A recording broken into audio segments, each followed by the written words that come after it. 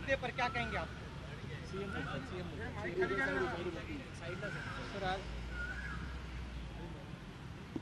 स्वातंत्र्यवीर सावरकरांचा सातत्याने अपमान करणारे राहुल गांधी यांना सुप्रीम कोर्टानेच चपराक लावलेली आहे।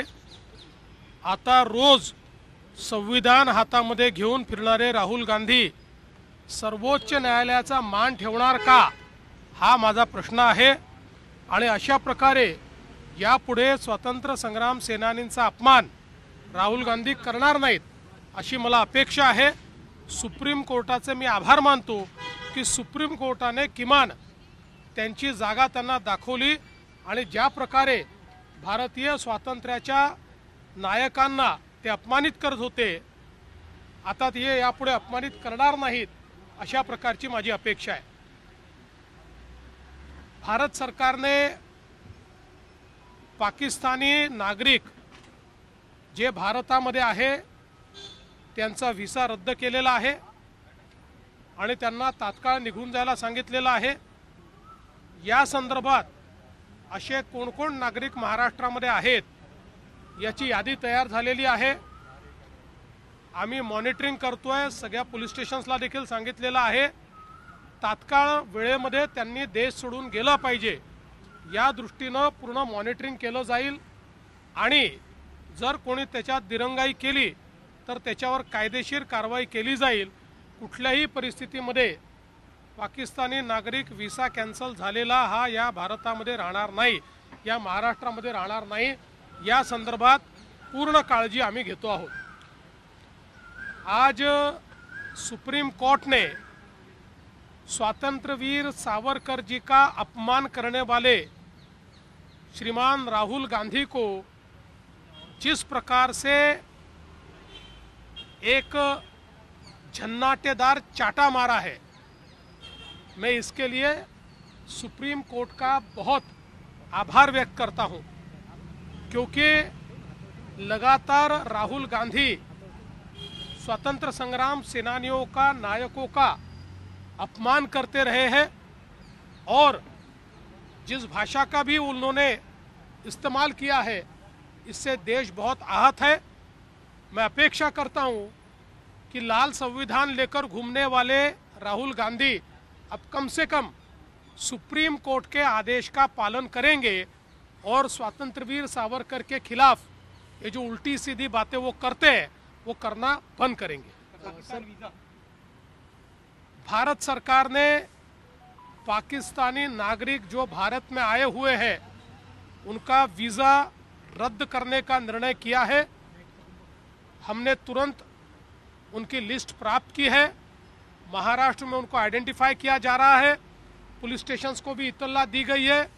कोई भी नागरिक पाकिस्तानी वीज़ा लेकर 48 घंटे से ज़्यादा महाराष्ट्र में न रुके, इस दृष्टि से हमने प्रयास शुरू किए हैं और हम पूरी तरीके से मॉनिटरिंग करेंगे, उनको बाहर निकालेंगे।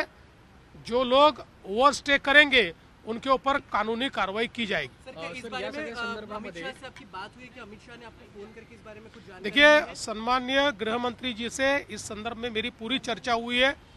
इसके बारे में गृह मंत्री जी से हमने पूरा मार्गदर्शन लिया है और उसी के अनुरूप ये कार्रवाई होगी। सर, काश्मीरी पर्यटकांच्या दृष्टीने अबीर गुलाल रिलीज होने वाली, क्या भारत में रिलीज, मुंबई महाराष्ट्र में रिलीज होने देंगे आप?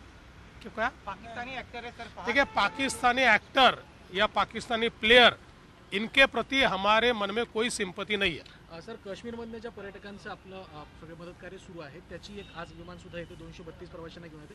अजून काही पर्यटकांची नावं आयडेंटिफाय झाली आहेत आणि त्यांना कधी असं आहे की ज्यांच्यामध्ये पॅनिक होतं आणि रस्ते बंद असल्यामुळे ज्यांची व्यवस्था नव्हती अशा लोकांना आम्ही मोठ्या प्रमाणात इथे परत आणलेलं आहे।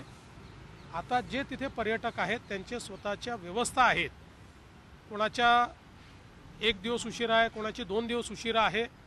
त्यामुळे आम्ही पहिल्यांदा तर त्यांना हे सांगतो आहोत की तुमची तिथेच आम्ही व्यवस्था करून तुमचे जे रिझर्वेशन्स आहेत त्याप्रमाणे तुम्ही परत आलं पाहिजे, अशा प्रकारचा आमचा प्रयत्न आहे। कारण सगळ्यांना परत आणणं याकरता वेळ लागणार आहे।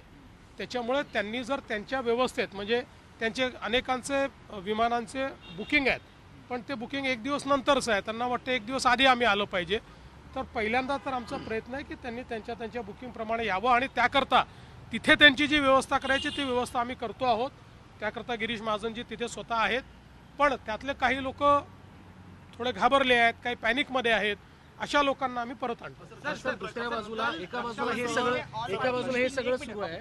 कल रक्षा मंत्री जी ने ऑल पार्टी मीटिंग ली, लेकिन इतने संवेदनशील मुद्दे में भी उबाटा मौजूद नहीं रही, उस पर आप क्या कहेंगे? देखिए, मुझे इस बात का बहुत दुख है कि कम से कम देश के मामलों में इस देश का इतिहास है कि सारी पार्टियां एक रही है. और जब दुश्मन हम पर हमला करता है, दुश्मन जब हमारे साथ इस प्रकार का व्यवहार करता है, तो भारत की पार्टियों ने कभी पार्टियां देखी नहीं है. हम लोग उस इतिहास को जानते हैं कि जब अटल बिहारी वाजपेयी जी ने पूर्ण रूप से बांग्लादेश के युद्ध के समय स्वर्गीय श्रीमती इंदिरा जी को समर्थन दिया था, लेकिन आज जिस प्रकार के छोटे मन से और छोटे दिमाग से यहाँ काम हो रहा है, देश की जनता माफ नहीं करेगी. काश्मीर प्रश्नावरती सर्वपक्षीय बैठक बोलवण्यात आली, परंतु उद्धव ठाकरे गट त्याला अनुपस्थित राहिला. काँग्रेस असेल, ओवेसी असतील यांनी समर्थन दिलं, परंतु ठाकरे गटाची कुठेतरी वेगळी मला अतिशय या गोष्टीचं दुःख आहे की या देशाचा इतिहास ते विसरले.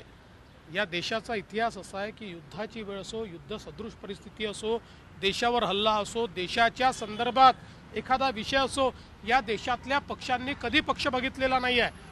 अक्षरशः बांगलादेशच्या युद्धामध्ये ज्या काळामध्ये खूप टोकाची लढाई चालली होती पक्षांमध्ये, त्याही वेळी श्री अटल बिहारी वाजपेयीजीने, स्वर्गीय श्री अटल बिहारी वाजपेयीजीने स्वर्गीय श्रीमती इंदिराजींना पूर्ण समर्थन दिलं होतं. हीच या देशाची परंपरा राहिली आहे. पण अशाही परिस्थितीमध्ये विरोध करणं, उपहास करणं, मूर्खासारखे स्टेटमेंट्स देणं, हे जे काही उबाठाकडनं चाललेलं आहे, देशाची जनता माफ करणार नाही. शरद पवारांनी एक महत्त्वपूर्ण विधान केलं आहे की काश्मीरमध्ये जे गोळीबार झालेला आहे त्यामध्ये धर्म बघून गोळ्या मारणे असं ते म्हणतात. शरद पवार साहेब काय म्हणाले हे मी ऐकलं नाही, पण ज्यांचे आप्तेष्ट मारले गेले, जे स्वतः त्या ठिकाणी होते, ते काय म्हणाले हे मी ऐकलेलं आहे. पवार साहेबांचं जर असं मत असेल तर त्यांनीही ते जाऊन ऐकावं. सर, एका बाजूला राज्य सरकारकडनं हे सगळं केलं जाते, सगळी मदतकार्य राबवलं जाते, विमानं पाठवली जातात, परंतु महायुतीतलेच खासदार आहेत शिवसेनेचे नरेश म्हस्के यांनी असं म्हटलं की जे लोक कधी विमानात बसले नव्हते त्यांना आम्ही परत आणले. कुठेतरी उपहासात्मक टीका केली. मला असं वाटतं की बोलताना कदाचित त्यांची जीभ घसरलेली असेल, अनेक वेळा बोलताना भान उरत नाही, त्यामुळे त्यांचं वक्तव्य काही योग्य नाही आहे. त्यांनी असं वक्तव्य करू नये. सर, मोदी जी ने कहा है कि जिन्होंने हमला किया उन्हें जमीन में गाड़ देंगे, पूरा देश इंतजार कर रहा है कड़े जवाब का. आप बतौर भारतीय नागरिक, क्योंकि महाराष्ट्र से भी 6 लोग की मौत हुई, आप क्या उम्मीद करेंगे?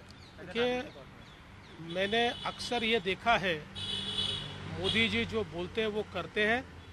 इससे पहले भी जब भारत पर इस प्रकार से हमला करने का प्रयास हुआ, मोदी जी ने करारा जवाब दिया है और वो करारा जवाब मोदी जी देंगे.